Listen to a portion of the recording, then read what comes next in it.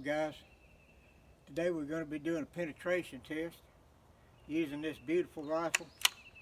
It's a CZ457 22 Magnum. We're going to be shooting this Federal 50 grain hollow points at some water jugs and see how many water jugs it'll penetrate.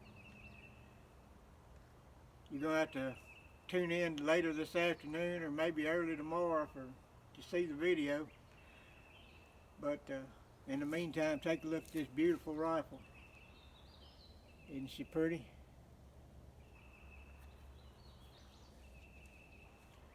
Really nice. Appreciate y'all watching.